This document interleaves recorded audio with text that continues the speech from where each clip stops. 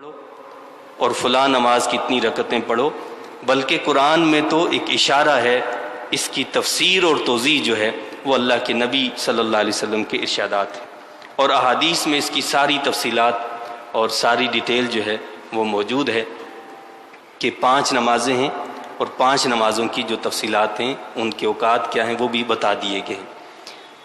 پھر خاص طور پر بتایا کہ یہ فجر کا ذکر الگ سے کیا، یعنی 4 نمازوں کا ذکر تو کیا کہ لدلوک الشمس الی غسق اللیل، اس میں 4 نمازیں آئیں، خاص طور پر نماز فجر کا ذکر کیا، یعنی اس کا مطلب یہ کہ یہ بڑی اہمیت کی حامل نماز ہے نماز فجر، اور عموماً اسی نماز سے ہم جو ہے غافل رہتے ہیں۔ تو اس کی وجہ بھی بتائی، کیا فرمایا؟ ان قرآن الفجر کان مشہودا، بلا شبہ نماز صبح کا مشاہدہ کیا جاتا ہے، یہ تو وہ وقت ہے جب اس کا مشاہدہ کیا جاتا ہے، یعنی اس نماز فجر میں رات کے فرشتے اور دن کے فرشتے جمع ہو جاتے ہیں، وہ نماز میں شریک ہو جاتے ہیں، وہ قرآن کو سنتے ہیں، وہ نماز ادا کرتے ہیں، تو گویا برکتیں دوبالا ہو جاتی ہیں۔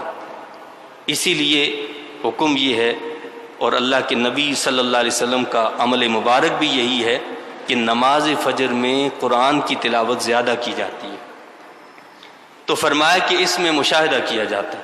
اب ہر انسان جو ہے اس کی حفاظت پر اللہ تعالیٰ نے 60 فرشتے مقرر کر رکھے، ہر شخص کے حفاظت کے لیے اللہ نے 60 فرشتے مقرر کیے ہوئے ہیں، اور 2 فرشتے ہیں جو ہمارے اعمال لکھتے ہیں، کرامن کاتبین۔ تو اس طرح گویا کہ ہر شخص کے ساتھ 62 فرشتے موجود ہوتے ہیں۔ اب یہ سارے کے سارے فرشتے جو ہوتے ہیں کب اترتے ہیں؟ فجر میں آتے ہیں، اور رات والے فرشتے بھی اس وقت موجود ہوتے ہیں، ڈیوٹی چینج ہو رہی ہوتی ہے، لیکن نماز ادا کر کے وہ واپس جاتے ہیں اور یہ اپنی ڈیوٹی پر جو ہے مستعد ہو جاتے ہیں۔ اسی طرح نماز عصر میں بھی ایسے ہوتا ہے کہ دن اور رات کے فرشتے جمع ہو جاتے ہیں، یعنی نماز عصر تک ان فرشتوں کی ڈیوٹی ہوتی ہے جو فجر میں آئے، اور عصر کی نماز کے بعد یہ واپس لوٹتے ہیں اور رات کے فرشتے پھر آ جاتے ہیں۔ تو فرمایا اللہ تعالیٰ نے کہ بلا شبہ نماز صبح کا مشاہدہ کیا جاتا ہے، تو اس نماز کی پابندی جو ہے وہ اور زیادہ ضروری ہے۔ سب نمازوں کی پابندی ضروری ہے، لیکن خاص طور پر اس کا خیال رکھنا کہ یہ رحمتوں کا وقت ہے، اور اس کے ساتھ ساتھ ان 5 نمازوں کا جہاں ذکر کیا، اللہ نے ساتھ میں ایک اور نماز کا تذکرہ کیا، وَمِنَ اللَّيْلِ فَتَهَجَّدْ بِهِ نَافِلَةً لَكَ عَسَىٰ أَن يَبْعَثَكَ رَبُّكَ مَقَامًا مَحْمُودًا، اور رات کے بعض حصے میں اٹھو اور نماز تہجد ادا کرو۔ یہ چھٹی ایک نماز کا ذکر ہوا، یعنی 5 نمازیں تو فرض نمازیں، اب تہجد کا تذکرہ آیا کہ نماز تہجد کو بھی ادا کیا جائے۔ حدیث مبارکہ کا مفہوم ہے کہ فرض نمازوں کے بعد سب سے افضل نماز جو ہے وہ نماز تہجد ہے، اور دراصل نفس کی تربیت کا سب سے پہلا مرحلہ ہی نماز تہجد ہے، یعنی جو شخص یہ چاہتا ہے کہ اس کے نفس کی تربیت ہو، اس کے نفس کی اصلاح ہو جائے، تو اس کے لیے ضروری ہے کہ وہ نماز تہجد ادا کیا کرے۔ تو فرمایا کہ اور رات کے بعد حصے میں اٹھو اور نماز تہجد ادا کرو، تلاوت زائد ہے آپ کے لیے۔ اب اس کا کیا مطلب ہے؟ بعض مفسرین کرام یہ فرماتے ہیں کہ 5 نمازوں کے علاوہ چھٹی نماز، نماز تہجد جو ہے، یہ نبی کریم صلی اللہ علیہ وسلم پر فرض تھی، اور آپ کی امت کے لیے نفل ہے، یا بعض کے مطابق سنت مؤکدہ ہے۔ لیکن صحیح اور درست بات یہ ہے کہ اللہ کے نبی صلی اللہ علیہ وسلم پر بھی یہ نماز فرض نہیں تھی، بلکہ ایک نفل نماز ہے۔ 5 جو نمازیں فرض نمازیں، ان سے ایک زائد نماز ہے جس کی بڑی فضیلت احادیث میں بیان کی گئی، اور یہ ایسی نماز ہے جو بیماریوں کے لیے بھی شفا یابی کا ذریعہ اور سبب ہے۔ کئی بیماریاں صرف اس نماز کی ادائیگی سے اللہ تعالیٰ دور فرماتا ہے۔ تو فرمایا کہ رات کے بعض حصے میں اٹھو اور نماز تہجد ادا کرو تلاوت قرآن کے ساتھ، یہ نماز زائد ہے آپ کے لیے، یقیناً فائز فرمائے گا آپ کو آپ کا رب مقام محمود پر، عسیٰ ان یبعثک ربک مقاما محمودا۔ اللہ تعالیٰ نے اپنے ایک انعام اور اکرام کا یہاں ذکر کیا ہے۔ وہ انعام کیا ہے کہ اے حبیب کریم صلی اللہ علیہ وسلم، اللہ تعالیٰ آپ کو مقام محمود پر فائز فرمائے گا۔ جب اللہ کے ساتھ عسیٰ کا لفظ استعمال ہو جائے تو اس کا مطلب شاید نہیں ہوا کرتا بلکہ یقیناً ہوتا ہے، یعنی یقینی طور پر اللہ تعالیٰ آپ کو مقام محمود پر فائز فرمائے گا۔ یہ مقام محمود کیا ہے؟ یہ مقام محمود وہ ہے کہ جس اعلیٰ مرتبے اور مقام پر محمد عربی صلی اللہ علیہ وسلم کو فائز کیا جائے گا اور سب لوگ محمد عربی صلی اللہ علیہ وسلم کی تعریف کریں گے۔ ایک بات تو آپ سنتے ہی رہے ہیں کہ عالم ارواح کے اندر رب کائنات نے تمام انبیاء اور رسول کو جمع کیا اور محمد رسول اللہ صلی اللہ علیہ وسلم کی تشریف آوری کا ذکر ہوا۔ گویا عالم ارواح کے اندر میلاد مصطفیٰ کا ذکر سب سے پہلے رب کائنات نے کیا، تو کم و بیش 1,24,000 پیغمبر وہاں موجود تھے۔ تو وہاں نبی کریم صلی اللہ علیہ وسلم کی ولادت کا ذکر ہوا۔ آپ تشریف لائیں گے تو فرمایا کہ ان کی مدد کرنا ہے، ان کی حمایت کرنا ہے۔ اب اسی طرح یہ جو مقام محمود ہے، یہ اس عالم دنیا سے، عالم خلق سے جانے کے بعد عالم آخرت کے اندر کیا ہوگا؟ وہاں اللہ کے نبی صلی اللہ علیہ وسلم کے مقام اور مرتبے کو بتایا جائے گا کہ ان کا مقام اور مرتبہ کیا ہے۔ اب وہاں صرف انبیاء علیہ السلام نہیں ہوں گے بلکہ انبیاء کرام علیہ السلام ہوں گے، اللہ کے سارے رسول ہوں گے، تمام عالم انسانیت ہوگی، کافر ہوں یا مومن ہوں، فاسق و فاجر ہوں یا منافق ہوں، سارے کے سارے ابتدا سے لے کر انتہا تک جتنی بھی مخلوق اس دنیا میں آئی تھی وہ سارے کے سارے لوگ وہاں جمع ہوں گے۔ اس وقت اللہ تعالیٰ اپنے محبوب کریم صلی اللہ علیہ وسلم کو جس مقام اور مرتبے پر فائز فرمائے گا اس کا نام مقام محمود ہے۔ اور حدیث مبارکہ میں اللہ کے نبی صلی اللہ علیہ وسلم نے بتایا ہے کہ یہ مقام محمود مقام شفاعت ہے۔ یہ مقام شفاعت کیسے اللہ کے نبی صلی اللہ علیہ وسلم کو ملے گا؟ احادیث میں اس کا ذکر ملتا ہے کہ صورتحال یہ ہوگی کہ سورج بالکل قریب آ جائے گا اور انسان جو ہیں وہ سارے کے سارے پسینے میں ڈوبے ہوں گے، آدھے کانوں تک، کان کا آدھا ایسا یہاں تک پسینوں میں ڈوبے ہوں گے، سب پریشان ہوں گے۔ ایسے میں لوگ جو ہیں وہ حضرت آدم علیہ السلام کے پاس جائیں گے اور پھر دیگر انبیاء علیہ السلام کے پاس جائیں گے کہ اس مشکل مرحلے سے ہمیں چھٹکارا مل جائے۔ اللہ سے عرض کریں حساب کتاب تو شروع ہو جائے، حساب کتاب ہی شروع نہیں ہو رہا اور سب اس پریشانی کے عالم میں ہوں گے۔ آدم علیہ السلام سے لے کر حضرت سیدنا عیسیٰ علیہ السلام تک تمام انبیاء علیہ السلام کہیں گے کہ آج نفسی نفسی کا عالم ہے، ہم کچھ نہیں کر سکتے آج۔ حضرت سیدنا عیسیٰ علیہ السلام پھر بتائیں گے کہ تم محمد عربی صلی اللہ علیہ وسلم کے پاس چلے جاؤ۔ جب سارے لوگ، اب یہ سارے لوگوں کا ایک ایک نبی کے پاس جانا اور پھر آخر میں محمد عربی صلی اللہ علیہ وسلم کے پاس پہنچنا، آخر کس لیے ہوگا؟ اسی لیے ہوگا نا تاکہ ان کو پتہ چلے کہ محمد عربی صلی اللہ علیہ وسلم کا مقام اور مرتبہ کیا ہے۔ ورنہ اللہ چاہتا تو پہلی مرتبہ ہی لوگ سارے کے سارے محمد عربی صلی اللہ علیہ وسلم کے پاس پہنچ جاتے، لیکن ایسا نہیں ہوگا، بلکہ پہلے نبی سے لے کر حضرت عیسیٰ علیہ السلام تک سب انکار کریں گے اور آخر میں محمد عربی صلی اللہ علیہ وسلم کے پاس سب پہنچیں گے۔ اس وقت اللہ کے نبی صلی اللہ علیہ وسلم فرمائیں گے کہ ہاں انا لہا، اس کام کے لیے اللہ نے مجھے مقرر کیا ہے، اس مرتبے پر اللہ نے مجھے فائز فرمایا ہے۔ تو سب سے پہلے جو شفاعت کے لیے زبان کھولے گی وہ محمد عربی صلی اللہ علیہ وسلم کی زبان مبارک ہوگی۔ آپ اللہ سے عرض کریں گے کہ مولا، دنیا میں بھی آپ دیکھیں نا کہ بعض مرتبہ یہ ہوتا ہے کہ ہم کسی کے سامنے کوئی بات کہنا چاہتے نہیں کہہ سکتے، تو جو مقرب فرد ہوتا ہے تو ہم اسے کہتے ہیں کہ بھائی آپ یہ بات کہو۔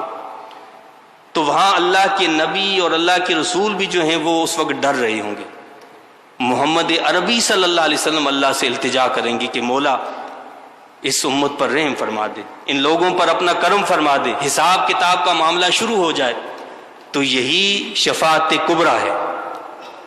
شفاعت کبریٰ کا جو مرتبہ اور مقام اللہ نے اپنے حبیب کریم صلی اللہ علیہ وسلم کو عطا فرمایا وہ یہی ہے کہ سب سے پہلے آپ اللہ کی بارگاہ میں التجا اور درخواست کریں گے، تو اس کے بعد پھر جو ہے وہ جو حدیث شریف میں آتا ہے کہ اللہ کے نبی صلی اللہ علیہ وسلم ایک مرتبہ نہیں کئی مرتبہ سجدہ ریز ہو جائیں گے اور اللہ سے عرض کریں گے کہ مولا جو ہے تو کرم فرما دے، تو اللہ فرمائے گا کہ ارفع رأسک اشفع تو شفع، اے حبیب صلی اللہ علیہ وسلم آپ اپنا سر انور تو اٹھائیں، ہمیں حکم ملتا ہے کہ اپنے سر کو سجدے میں رکھو، سجدہ ریزی کرو، اللہ اپنے محبوب سے فرمائے گا کہ اپنے سر کو اٹھاؤ، اشفع تو شفع، سفارش تو کرو، تمہاری سفارش کو قبول کیا جائے گا۔ تو اللہ کے نبی صلی اللہ علیہ وسلم سفارش فرمائیں گے، احادیث میں آتا ہے کہ اللہ فرمائے گا کہ جاؤ فلاں فلاں لوگوں کو نکال لو، فلاں فلاں لوگوں کو نکال لو، حتیٰ یہ کہ آخر میں اللہ فرمائے گا کہ جس کے دل میں ذرہ بھر ایمان ہو اسے بھی جہنم میں سے نکال لو، جس کے دل میں ذرہ بھر بھی ایمان ہو اس کو بھی جہنم سے نکال لو۔ اللہ کے نبی صلی اللہ علیہ وسلم جائیں گے اور ان کو بھی جن کے دل میں ذرہ بھر بھی ایمان ہوگا ان کو نکال لیں گے۔ آپ اندازہ کریں کہ دل میں کیا ہے اس کا کسی کو کیا پتا، لیکن احادیث میں کیا آتا ہے کہ اللہ فرمائے گا کہ جس کے دل میں ذرہ بھر ایمان ہو اسے بھی نکال کے لے جائیں، تو محمد عربی صلی اللہ علیہ وسلم اسے بھی نکال کر لے جائیں گے۔ تو کیسے لے کر جائیں گے؟ ظاہر ہے کہ آپ ایمان کی خبر رکھتے ہیں تو نکال کے لے جائیں گے نا، کہ جس کے دل میں ذرہ بھر ایمان بھی ہے اسے بھی نکالیں گے، تو آپ کی نظر صرف ظاہر پر نہیں بلکہ دل پر بھی ہوگی کہ دل میں ایمان کا کتنا درجہ ہے، کتنا حصہ اس کے اندر موجود ہے۔ تو محمد عربی صلی اللہ علیہ وسلم اس کی بھی سفارش اور شفاعت فرمائیں گے۔ اور مسلمانوں میں تقریباً تمام مسلمانوں کے اس بات پر اتفاق ہے سوائے معتزلہ اور خوارج کے۔ معتزلہ اور خوارج نے شفاعت کا انکار کیا ہے، اس کے علاوہ تمام مسلمان اس بات پر متفق ہیں۔ احادیث کی جتنی بھی کتابیں ہیں صحاح ستہ میں، بخاری ہو، مسلم ہو، ابو داؤد ہو، سنن ترمذی ہو، نسائی شریف ہو یا ابن ماجہ ہو، ان سب کتابوں کے اندر اس پر باقاعدہ پورے ابواب موجود ہیں جن میں شفاعت کا ذکر ہے۔ آج بھی ایک طبقہ جو ہے وہ شفاعت کا انکار بڑے شد و مت سے کرتا ہے، اور جب کسی طرح بھی وہ انکار نہیں کر سکتے چونکہ احادیث صحیحہ سے ثابت ہے۔ علامہ ثناء اللہ پانی پتی رحمۃ اللہ علیہ لکھتے ہیں کہ 27 صحابہ کرام سے شفاعت کی احادیث مروی ہیں، ایک صحابی سے نہیں، 27 صحابہ کرام سے۔ 27 صحابہ کرام ایسے ہیں، 27 صحابہ کرام کہ جن سے احادیث شفاعت مروی ہیں اور احادیث صحیحہ ہیں، انہوں نے ان احادیث کو بیان کیا ہے۔ تو جب وہ انکار نہیں کر پاتے، صحیح احادیث موجود ہیں، تو وہ شفاعت کا ایسا مفہوم پیش کرتے ہیں کہ جس سے مقام اور شان مصطفیٰ صلی اللہ علیہ وسلم جو ہے وہ بالکل ختم ہو کر رہ جائے۔ تو شان مصطفیٰ کو، مقام مصطفیٰ کو تو اللہ رب العزت واضح کرنا چاہتا ہے کہ تم نے دنیا میں نہیں مانا میرے نبی کی شان کو، مقام کو، آج میں تمہیں دکھاتا ہوں کہ ان کا مقام اور مرتبہ کیا ہے۔ تو یہ ہے اللہ نے فرمایا کہ عسیٰ ان یبعثک ربک مقاما محمودا، یقیناً فائز فرمائے مقام محمود پر۔ تو اللہ تعالی ہمیں بھی اپنے حبیب کریم صلی اللہ علیہ وسلم کی شفاعت جن کو ملے گی ان لوگوں میں اللہ ہمیں بھی شامل فرمائے۔ آگے اللہ نے فرمایا وَقُلْ رَبِّ أَدْخِلْنِي مُدْخَلَ صِدْقٍ وَأَخْرِجْنِي مُخْرَجَ صِدْقٍ وَاجْعَلْ لِي مِن لَّدُنكَ سُلْطَانًا نَصِيرًا، اور دعا مانگا کیجیے۔ اب یہ ہجرت کا زمانہ قریب تھا، حضور نبی کریم صلی اللہ علیہ وسلم ہجرت کرنے والے تھے، اس سے پہلے یہ آیات نازل ہوئی ہیں۔ تو اللہ نے ایک دعا سکھائی۔ دعا کیا سکھائی؟ اور اس دعا کو ہر مسلمان کو پڑھنا چاہیے، جہاں بھی وہ جائے، جہاں بھی داخل ہو تو اسے اس دعا کا ورد کرنا چاہیے۔ اور اللہ کے نبی صلی اللہ علیہ وسلم بھی جب مکہ مکرمہ سے مدینہ طیبہ تشریف لے کر گئے تو آپ نے یہ دعا مانگی۔ تو اللہ نے کیا فرمایا؟ اور دعا مانگا کیجئے کہ اے میرے رب، دعا بھی خود اللہ سکھا رہا ہے کیا دعا کیا کیجئے؟ اے میرے رب جہاں کہیں تو مجھے لے جائے سچائی کے ساتھ لے جا۔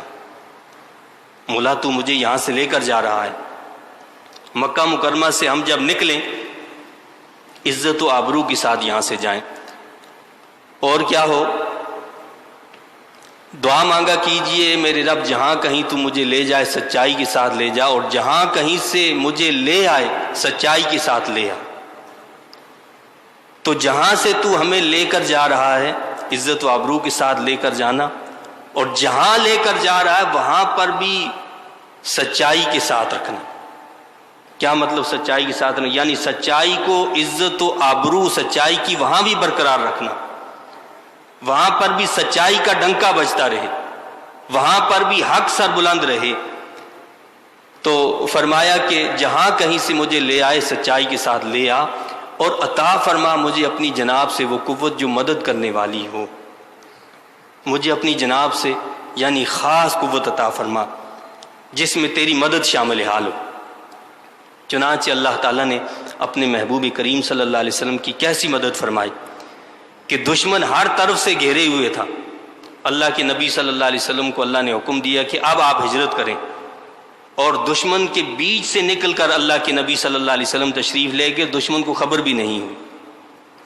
اور پھر آپ دیکھیں کہ غار ثور کے اندر کس طرح اللہ نے حفاظت فرمائی، پھر مدینہ طیبہ میں اللہ کے نبی صلی اللہ علیہ وسلم داخل ہوئے تو کس طرح استقبال ہوا آپ کا، اور وہاں پر پہنچے کس طرح اللہ نے حق کو وہاں سر بلندی عطا فرمائی، اور پھر کس طرح رب کائنات نے چند سالوں میں واپس آپ کو مکہ مکرمہ لوٹایا، فاتحانہ انداز میں، فاتحانہ انداز میں مکہ میں داخل فرمایا۔ وَقُلْ جَاءَ الْحَقُّ وَزَهَقَ الْبَاطِلُ إِنَّ الْبَاطِلَ كَانَ زَهُوقًا، اور آپ اعلان فرما دیجئے آ گیا ہے حق اور مٹ گیا ہے باطل، بے شک باطل تھا ہی مٹنے والا۔ تو یہ جو خوشخبری دی گئی تھی کہ سچائی کے ساتھ داخل کرنا، سچائی کے ساتھ لے کر جانا، یہ ساری باتیں تو اس وقت لوگوں کے لیے ایک مذاق بن کر رہ گئی تھی، یعنی جو منکرین تھے، جو مشرکین تھے، وہ بڑا مذاق اڑاتے تھے۔ اللہ تعالیٰ نے چند سالوں میں ان حقائق کو واضح کر دیا۔ کیا ہوا؟ فرمایا کہ آپ اعلان کیجئے کہ حق آ گیا اور باطل مٹ گیا۔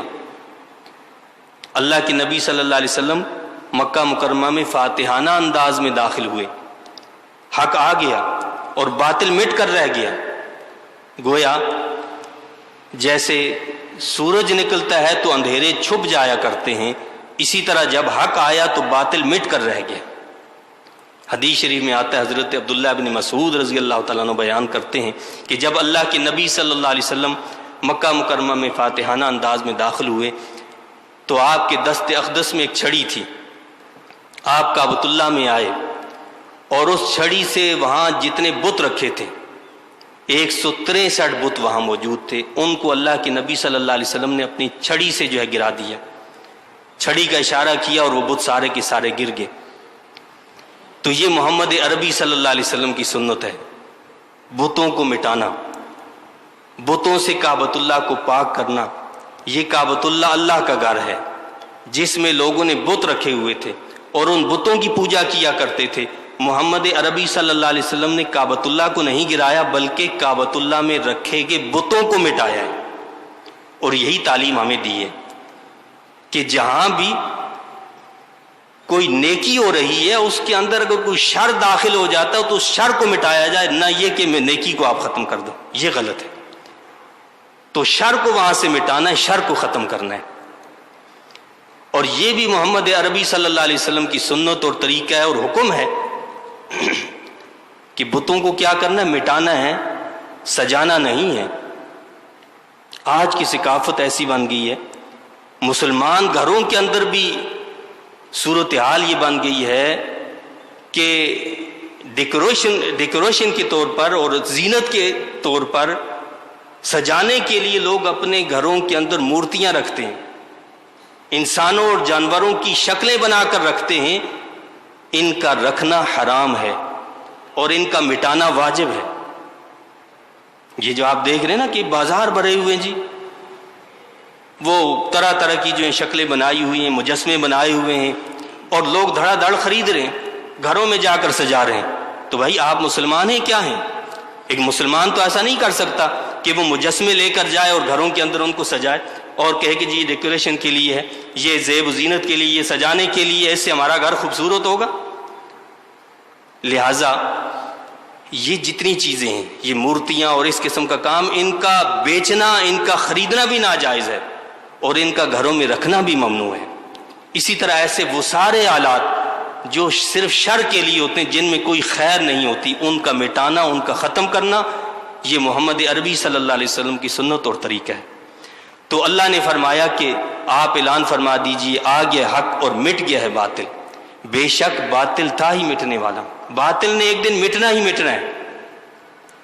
آج اگر باطل جو ہے وہ جھاگ کی طرح اوپر ہمیں نظر رہا ہے، وہ اوپر نظر آ رہا ہے، ہم سمجھتے ہیں کہ شاید یہ غالب ہو گیا، اس کو غلبہ مل گیا، ایسا نہیں ہے، وہ جھاگ ہے جو اوپر ہے۔ جب ایک موج آئے گی تو سب کچھ مٹ کر رہ جائے گا۔ تو دراصل اس وقت ہم کمزور ہو گئے، ہمارے ایمان کمزور ہوں گے، ہمارے ایمانوں کی کمزوری کی وجہ سے وہ دشمن ہمیں نظر آتا ہے کہ وہ غالب آ چکا ہے۔ اللہ نے اعلان کیا اور یہ برحق ہے، قرآن نے جو فرمایا ہے، اللہ نے جو فرمایا ہے وہ برحق ہے کہ باطل باقی رہنے کے لیے آتا ہی نہیں ہے، وہ مٹنے کے لیے آتا ہے، اور حق آتا ہے اسی لیے کہ اس نے ہمیشہ غالب رہنا ہے۔ قرآن میں اللہ نے فرمایا کہ یہ جو دین ہے، یہ دین اسلام جسے محمد عربی صلی اللہ علیہ وسلم لے کر آئے، یہ آیا اس لیے کہ تمام ادیان پر غالب ہو کر رہے۔ وَنُنَزِّلُ مِنَ الْقُرْآنِ مَا هُوَ شِفَاءٌ وَرَحْمَةٌ لِّلْمُؤْمِنِينَ وَلَا يَزِيدُ الظَّالِمِينَ إِلَّا خَسَارًا، اور ہم نازل کرتے ہیں قرآن میں وہ چیزیں جو باعث شفا ہیں۔ اس قرآن کو اللہ شفا فرما رہا ہے۔ قرآن اللہ فرماتا ہے کہ شفا ہے، ما هو شفاء ورحمۃ، صرف شفا ہی نہیں بلکہ سراپا رحمت ہے، للمؤمنین، کس کے لیے؟ ایمان والوں کے لیے۔ اب شفا کیسی ہے؟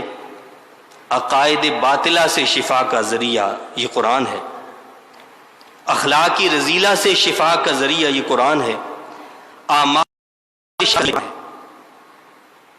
لیکن اس قرآن کو استعمال تو کیا جائے۔ یہ نہ صرف یہ کہ روحانی بیماریوں کا علاج ہے بلکہ جسمانی بیماریوں کا بھی علاج ہے۔ احادیث کا ذخیرہ بھرا پڑا ہے۔ خود سیدہ عائشہ صدیقہ رضی اللہ تعالیٰ عنہ کیا فرماتی ہیں کہ جب اللہ کے نبی صلی اللہ علیہ وسلم بیمار تھے، مرض وصال میں، اللہ کے نبی صلی اللہ علیہ وسلم جب شدید بیمار تھے تو فرماتی ہیں کہ پھر میں خود سورہ فلق اور سورہ ناس پڑھتی اور پڑھ کر اللہ کے نبی صلی اللہ علیہ وسلم کے دست مبارک پر پھونکتی اور پھر اللہ کے نبی صلی اللہ علیہ وسلم کے ہاتھ مبارک کو آپ کے جسد اطہر پر پھیرتی تاکہ اس کی برکت جو ہے وہ حاصل رہے۔ برکت کے قائل صحابہ کرام بھی تھے اور ام المومنین سیدہ عائشہ صدیقہ رضی اللہ تعالیٰ عنہ بھی تھی۔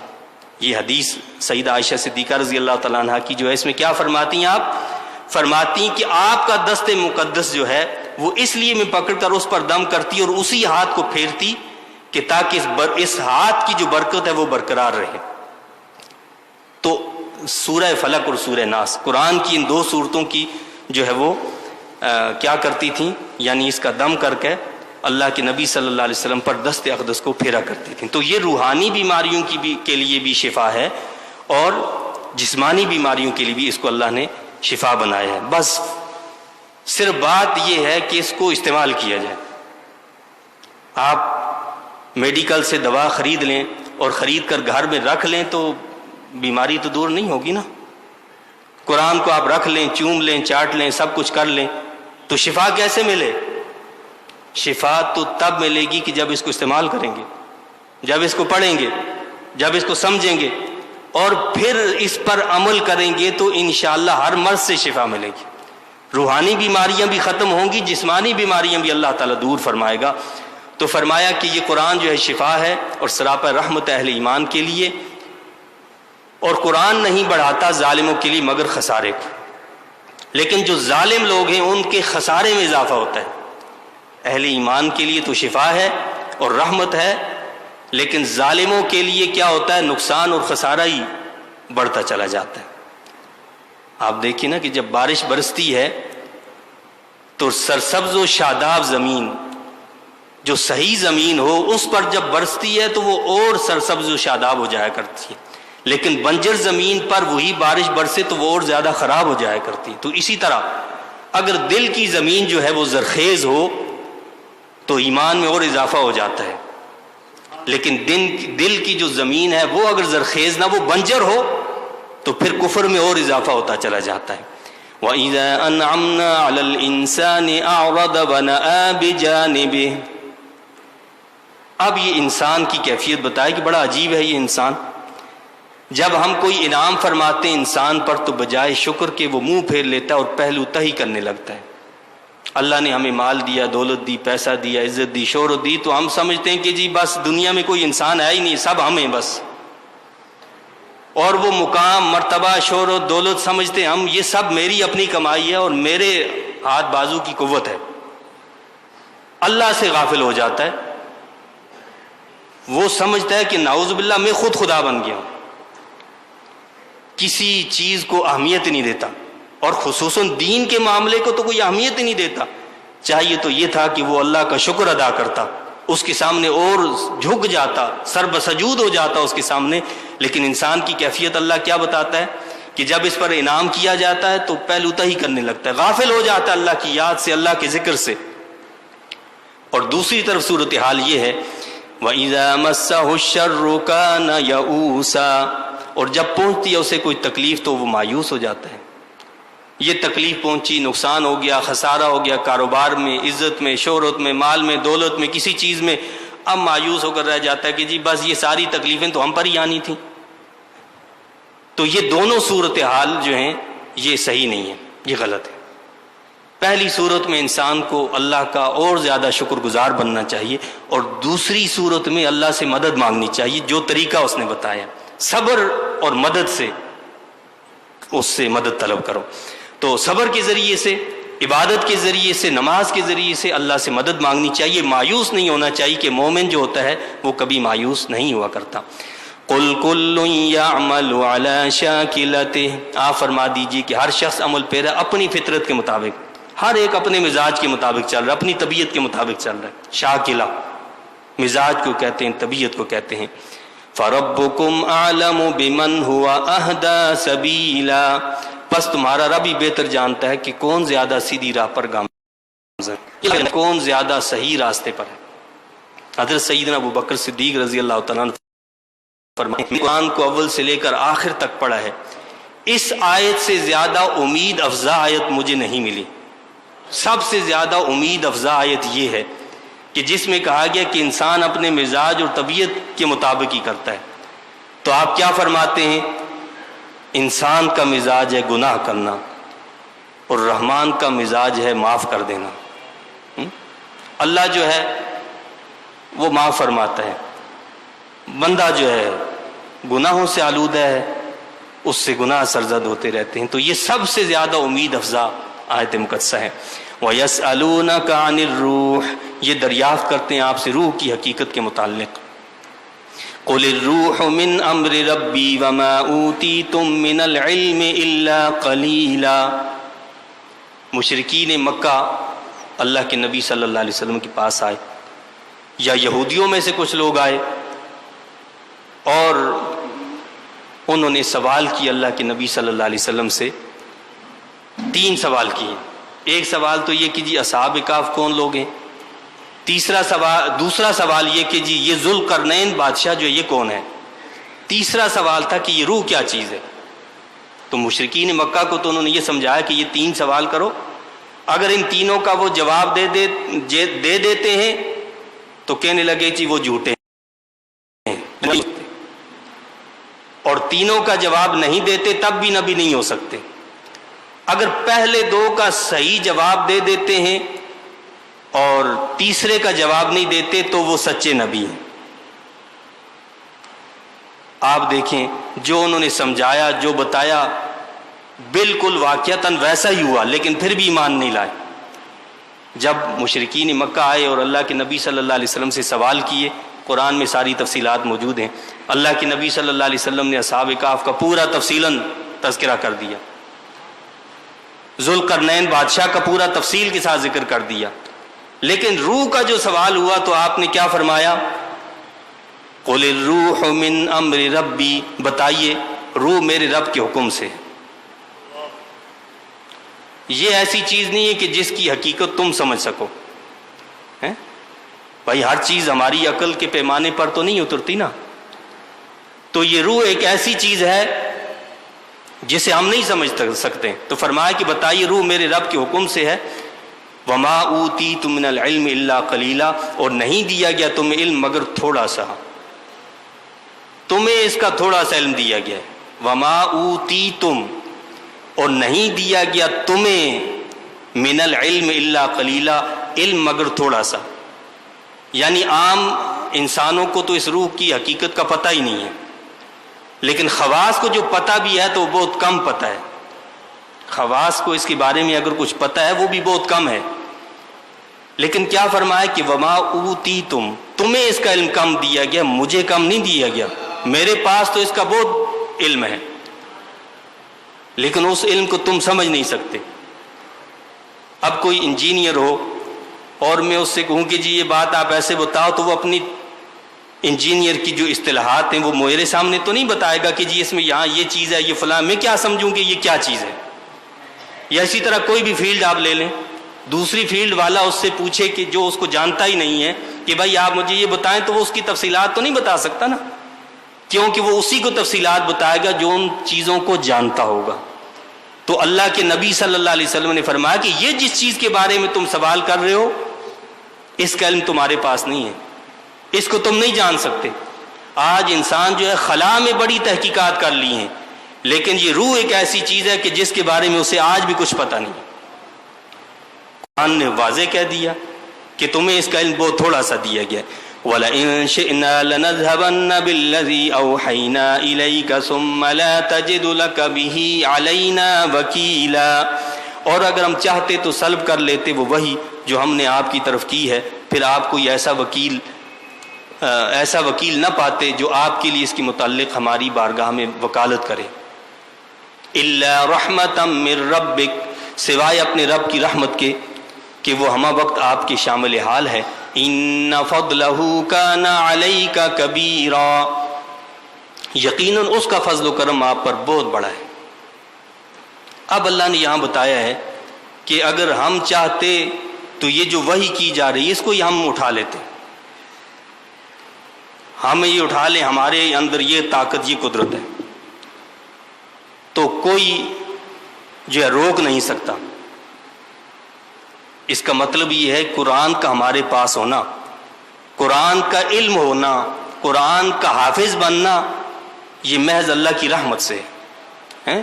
اللہ نے الا رحمۃ من ربک، سوائے اپنے رب کی رحمت کے، یہ اس کی رحمت ہے جس سے قرآن کا علم آتا ہے، قرآن یاد ہوتا ہے۔ اللہ فرماتا ہے اس کو ہم اٹھا لیں، اور قرب قیامت کی نشانیاں ہیں کہ قرآن کو اٹھا لیا جائے گا۔ قرآن کو کیسے اٹھایا جائے گا؟ مفسرین کرام نے کہا کہ اس کا عمل اٹھ جائے گا، لوگ عمل نہیں کریں گے۔ آج آپ دیکھیں ہماری صورتحال یہی تو ہے، قرآن کا ذکر بھی ہوتا ہے، قرآن کی بات بھی ہوتی ہے، لیکن قرآن پر عمل نہیں ہوتا ہے۔ ایک تو اس کا مطلب یہ ہے کہ قرآن سے عمل اٹھ جائے گا، عمل کوئی نہیں کرے گا، تو آج عمل کوئی نہیں کر رہا قرآن پر۔ دوسرا مطلب اس کا یہ ہے کہ علماء کو اٹھا لیا جائے گا، علماء ختم ہو جائیں گے، تو جب قرآن کو جاننے والے ہی نہیں ہوں گے تو پھر کیا ہوگا؟ قرآن کون بتائے گا، اس کے بارے میں کون سمجھائے گا؟ اور تیسرا مطلب اس کا یہ بھی ہو سکتا ہے کہ قرآن کے ان الفاظ اور کلمات کو بھی اٹھا لے اللہ تعالیٰ۔ تو قبل اس کے کہ قرآن کے الفاظ اور کلمات کو اٹھا لیا جائے، قبل اس کے کہ قرآن کا علم رکھنے والوں کو بھی اٹھا لیا جائے، تو ہمیں اس قرآن کی طرف رجوع کر لینا چاہیے، اس لیے کہ جب وہ اٹھ جائیں گے تو پھر اس قرآن کو کوئی سمجھنے والا بھی نہیں ہوگا، سمجھانے والا بھی پھر نہیں ہوگا۔ تو اللہ نے فرمایا کہ یہ محض اللہ کی رحمت ہے۔ ان فضلہ کان علیک کبیرا، یقیناً اس کا فضل و کرم آپ پر بہت بڑا ہے۔